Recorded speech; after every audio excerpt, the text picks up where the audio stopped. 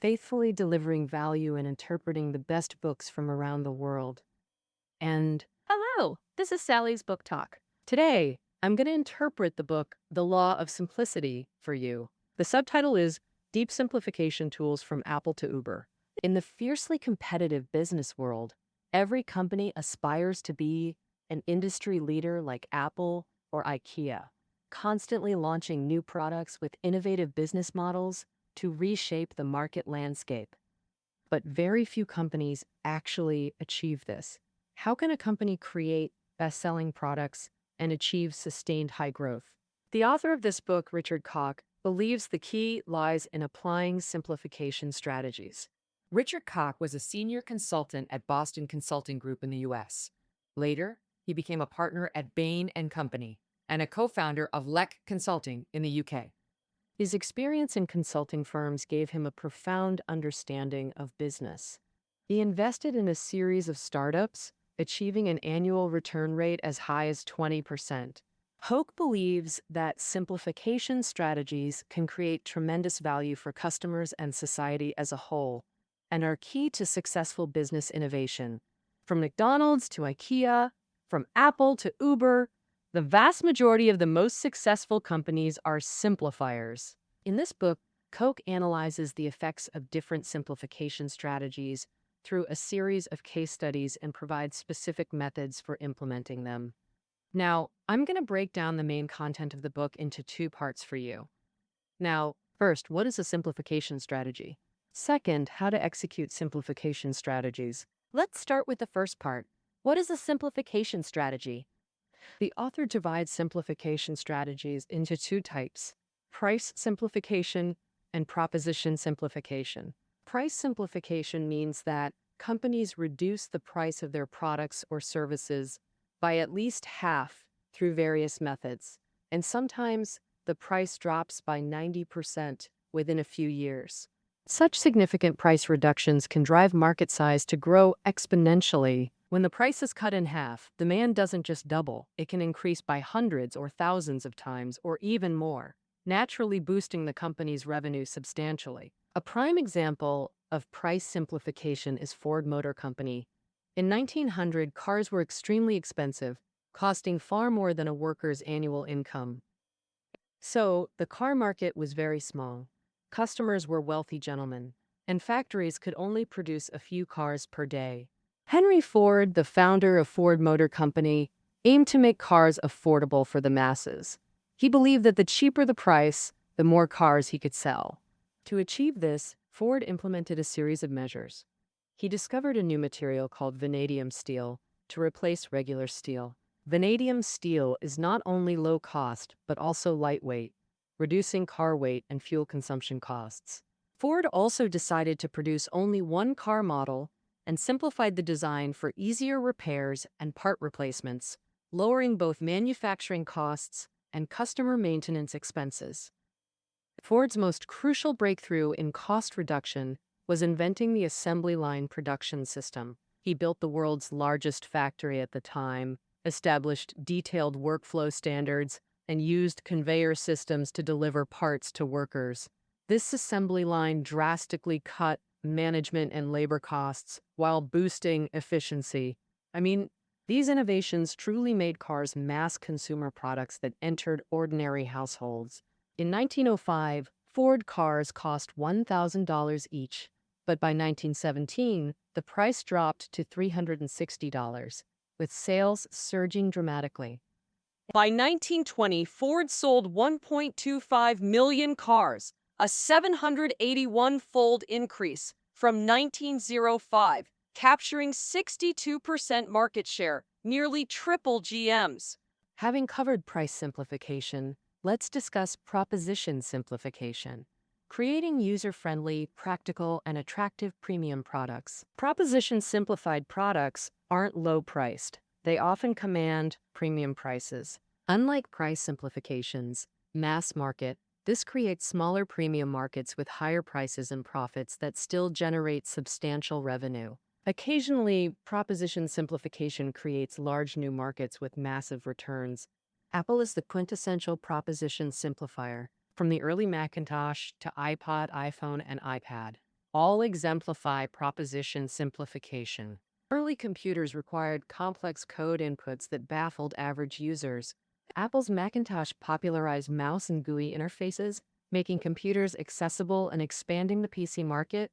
Similarly, iPod and iPhone won loyal users through intuitive interfaces, powerful features, and beautiful design craftsmanship. Even though the prices are higher, people are still willing to buy them. This continuous product innovation gives Apple extremely high profits and growth rates. In 2010, Macintosh computers held only 7% of the global computer market share, yet captured 35% of the industry's total profits, higher than any other computer company. And now, Black, free from 2001 to 2007, driven by the iPod, the portable player market grew by 160%. Apple's market value skyrocketed from $7.06 to $167 billion, with an annual growth rate of 60%. Then, by 2020, fueled by hot-selling products like iPhone and iPad, Apple became the first company in history to surpass a $2 trillion market value. That's the power of proposition simplification. Uber is also an example of proposition simplification.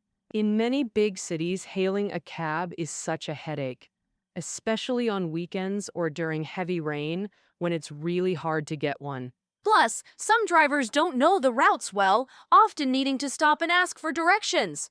You never know how long it'll take or how much it'll cost to reach your destination. Uber solved all these problems. Just install the app, link your credit card, and next time you need a ride, enter your pickup and drop-off locations. You'll see exactly when the car arrives, and the vehicles are often cleaner and more stylish than regular taxis. Thanks to the in-car navigation, drivers know exactly where to go. When you arrive, your car gets charged automatically. No need to fuss with cash or change. Plus, every Uber driver is registered with visible user ratings, giving riders more peace of mind. For drivers, Uber reduces time and energy spent searching for passengers, increasing actual operating time and earnings. Uber launched in 2010 with astonishing growth. By end of 2015, its valuation hit $70 billion with annual revenue exceeding $2 billion. And so, at just 6 years old then, this performance was truly outstanding. These cases show both price and proposition simplification can generate massive revenue and enable rapid business growth. So, how should companies decide which strategy suits them best?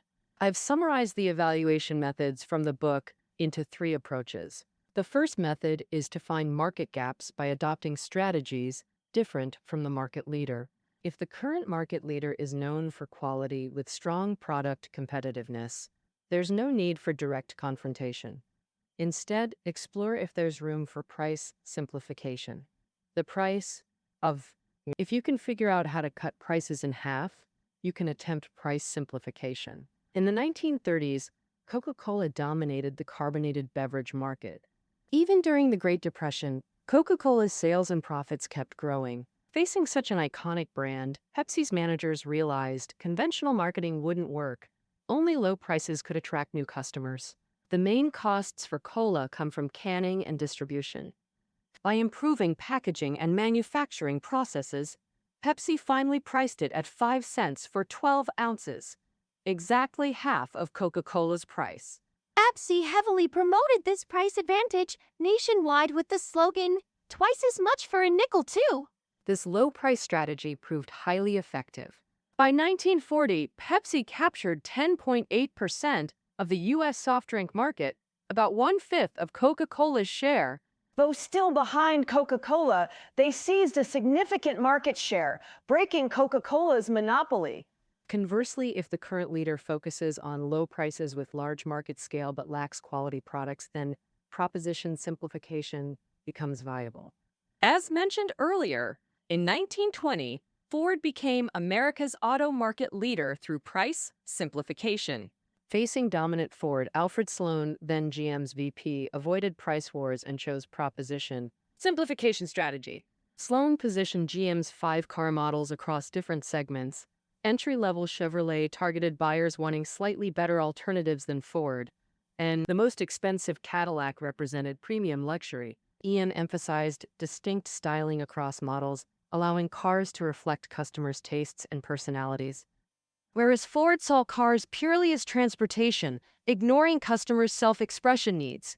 Additionally, General Motors added gears, shift levers, and shock absorbers, making cars easier to drive.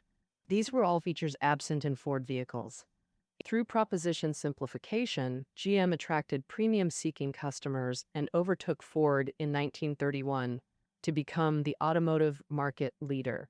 The second method for strategy selection is assessing where your company has competitive advantages. Simplifiers of the same type employ similar tactics.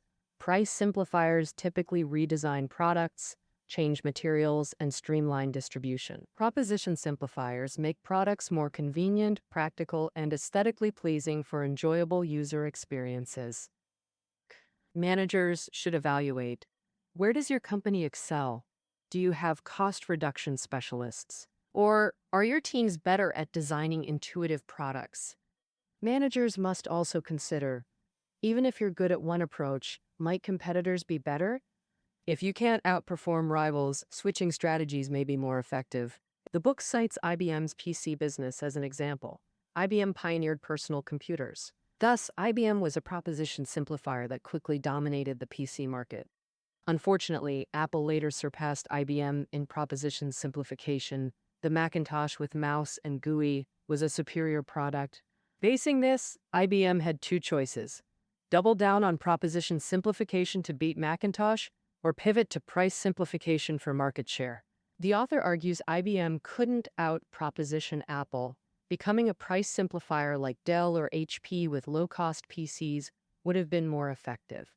In reality, IBM chose neither, losing high-end appeal to Apple while failing in low-end price wars. As Dell and HP shares declined, IBM eventually exited PCs after years of struggle. Therefore, managers must holistically assess internal capabilities and competitive landscapes to select the right simplification strategy.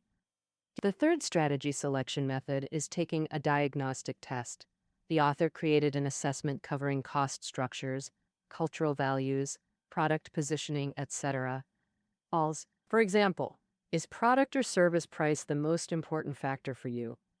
We've included this test in the transcript below the audio.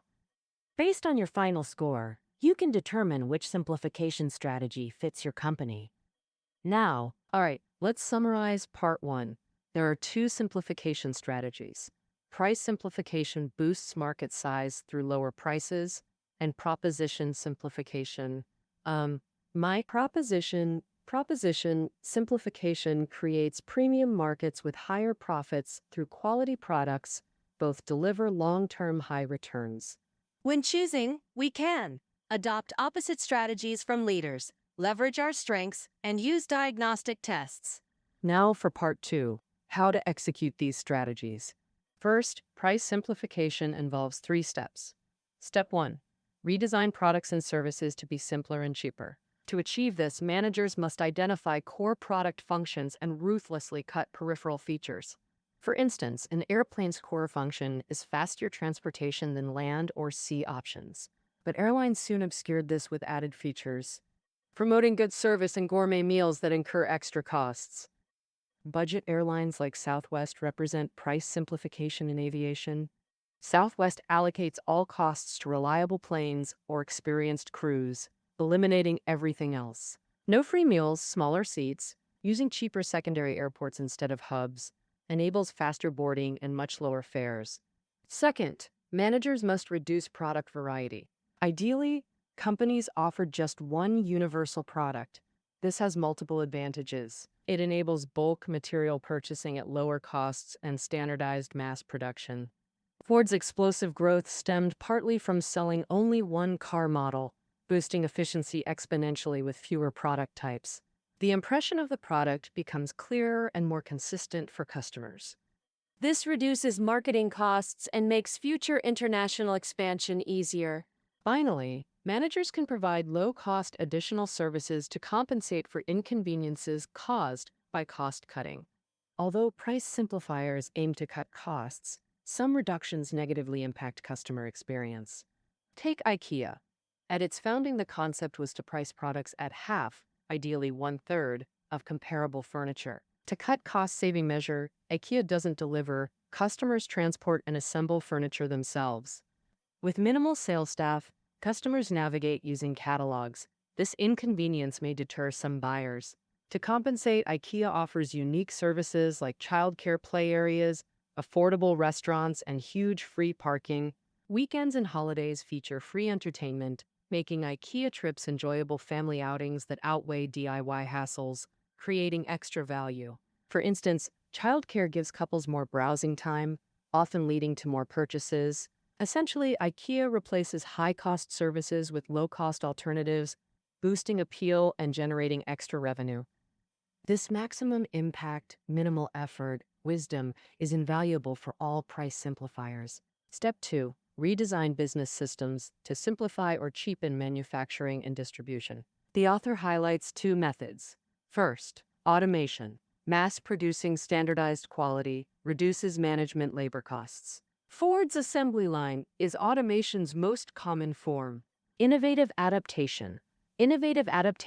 McDonald's brothers applied assembly line principles to fast food, its first service industry use, achieving massive success. Early McDonald's had just 9 items: burgers, fries, drinks.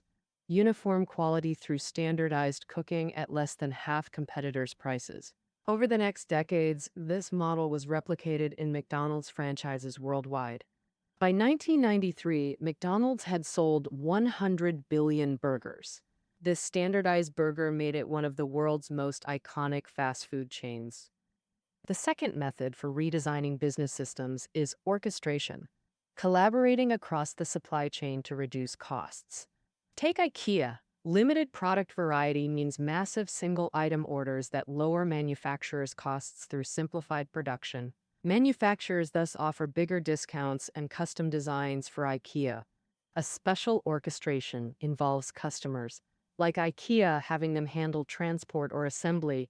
At McDonald's, customers self-serve, fetching meals and clearing trays, partially replacing staff. This creates win-win, lower business costs and cheaper prices for customers. Step 3. Continuous scaling is essential. Once you've redesigned products or systems to undercut competitors, scaling becomes critical. Because rivals will copy you. If they scale faster, you'll likely fail. Key insight: larger scale principle. Larger scale enables further cost reductions. Massive purchasing power negotiates better supplier deals and customizations. Systems like assembly lines maximize value only at sufficient scale. Thus, early-stage price simplifiers must prioritize growth over profits. Bigger scale means stronger competitiveness. If underfunded, seek venture capital. Once you dominate the market, all early investments pay off. All right, that covers price simplification implementation. Now let's discuss implementing proposition simplification. Its core is designing premium products that delight users. We can simplify products through 3 approaches: convenience, practicality, and artistry. First, convenience, meaning the product is easy to operate and user-friendly. The author emphasizes this is the most crucial aspect of proposition simplification. Proposition simplification may not involve practicality or artistry, but always enhances convenience. To achieve convenience, designers must master subtraction. Steve Jobs famously said, "Reduce buttons to simplify devices, reduce features to simplify software, reduce options to simplify interfaces." When designing Macintosh, Jobs eliminated function keys and cursor eras, empowering users with simpler mouse operation. Designing iPhone, Jobs also insisted styluses were unnecessary. Fingers are the ultimate tool. After removing unnecessary features, designers must ensure intuitive product understanding. Macintosh's graphical OS introduced WYSIWYG computing, clicking and dragging icons to execute commands, drastically lowering entry barriers. Additionally, making products lightweight and portable embodies convenience.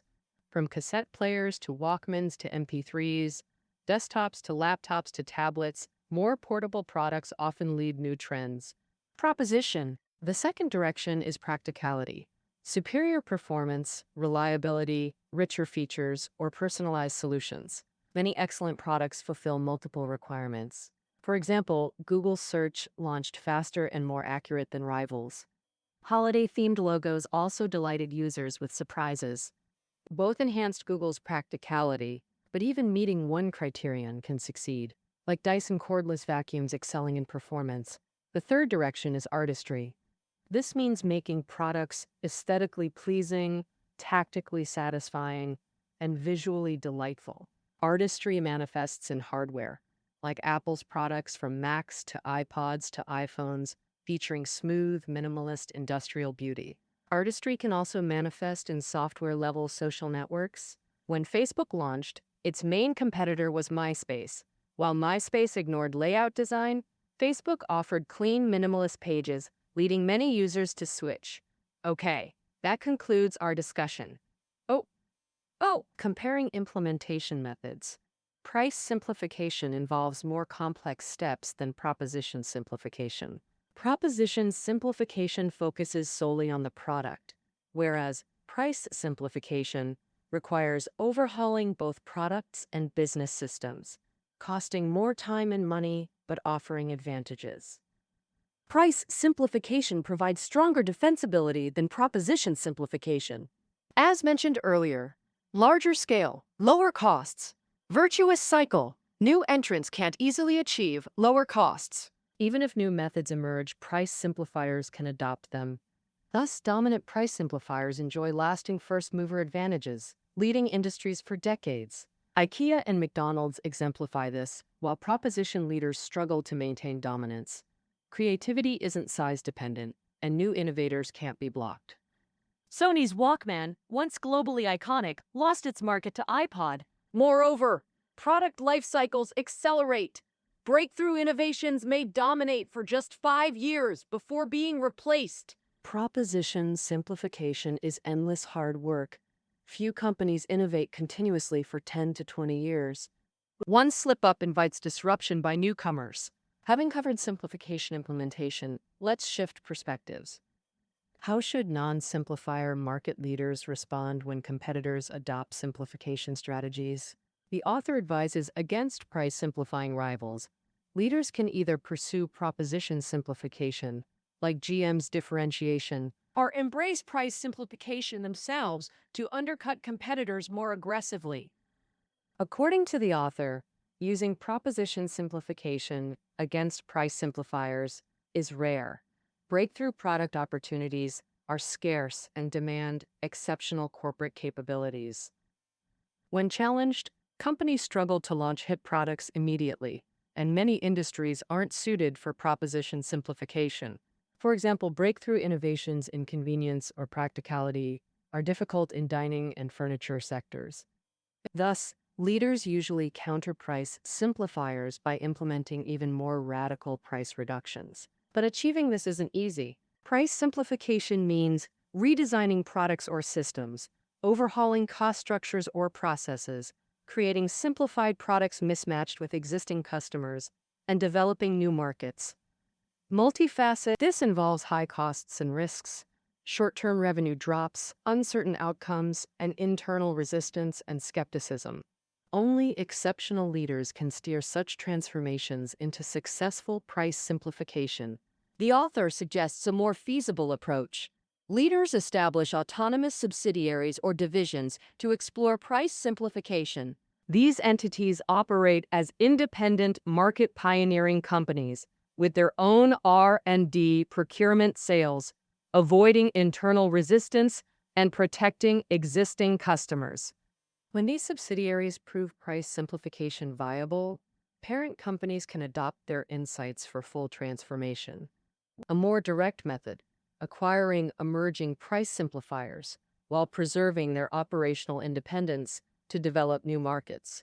Discussing this, the author recommends another management classic, The Innovator's Dilemma.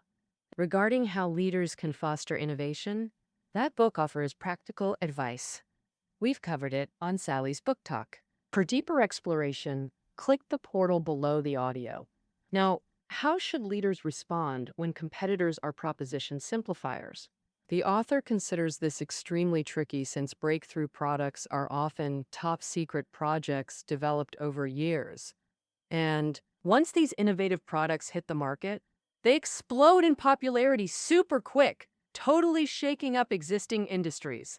Like we said earlier, the iPod, iPhone, and Uber all went global crazy fast in just a year or two.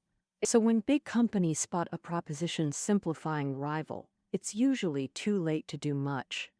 Whether it's price wars or cooking up new products, it takes years and might not even work out.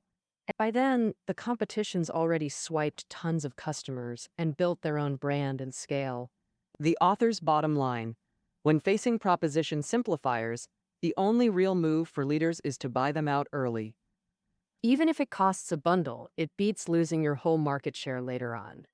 All right, let's wrap up part 2 now. Price simplification has 3 steps: redesign products, overhaul business systems, and scale up big time. Simplification goes 3 ways: convenience, practicality, and artistry. When leaders face price simplifying rivals, they can spin off independent units or buy them out to push price simplification. If it's proposition simplifiers, the best bet is to acquire them pronto. By this point, we've pretty much covered the law of simplicity. The author sees simplification as a golden thread running through business history. Sure, only a few companies nail simplification and succeed, but they crank out most of the business value. For high return chasers, simplification's the go-to strategy, maybe even the best one out there. Beyond the cash, simplification lets us enjoy tech easier and live better lives.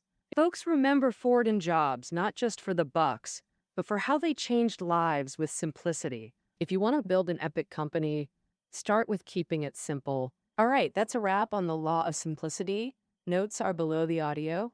Catch you next time.